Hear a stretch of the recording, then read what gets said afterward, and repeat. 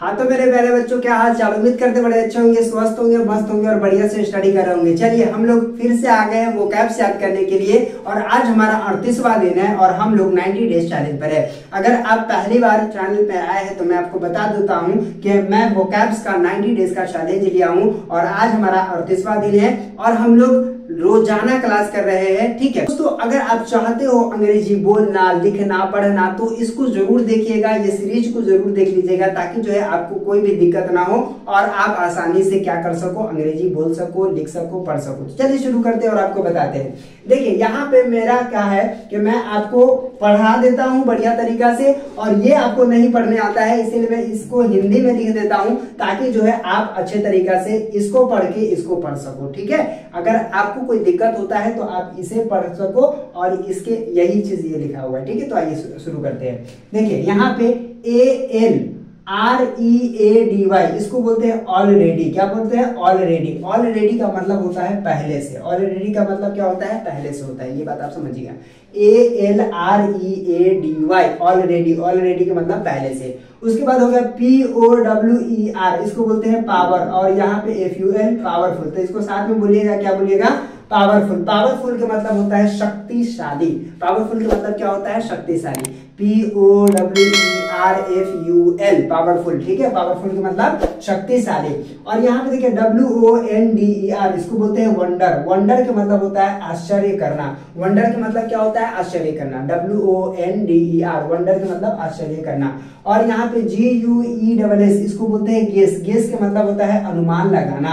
Guess का मतलब, guess करो, थोड़ा सा गेस करो यार कि मैं क्या सोच रहा हूं। तो गेस करने का मतलब होता है अनुमान लगाना। ठीक है ना, तो यहाँ पे क्या करिएगा, तो इसको क्या पढ़िएगा? गेस पढ़िएगा। ठीक है, गेस का मतलब अनुमान। उसके बाद देखिए DESPERATE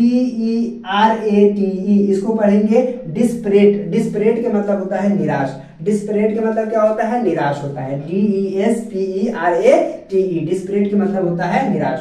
उसके बाद देखिए TRUST इसको बोलते हैं ट्रस्ट। ट्रस्ट का मतलब होता है भरोसा करना।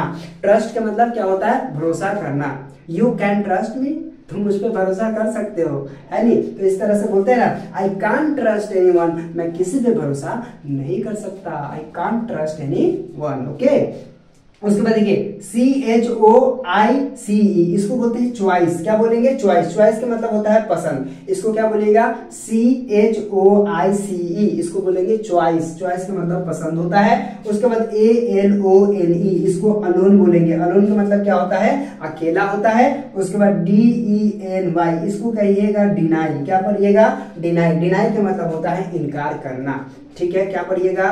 DENY deny. डिनाई का मतलब होता है इनकार करना। चलिए फिर से पढ़िएगा और बढ़िया तरीका से आपको इसको याद करना है। क्या पढ़िएगा? ऑलरेडी। ऑलरेडी का मतलब होता है पहले से, है ना। पावरफुल का मतलब क्या होता है? शक्तिशाली। वंडरफुल का मतलब क्या होता है? आश्चर्य करना। गेस का मतलब क्या होता है? अनुमान लगाना। और डिस्परेट का मतलब क्या होता है? निराश।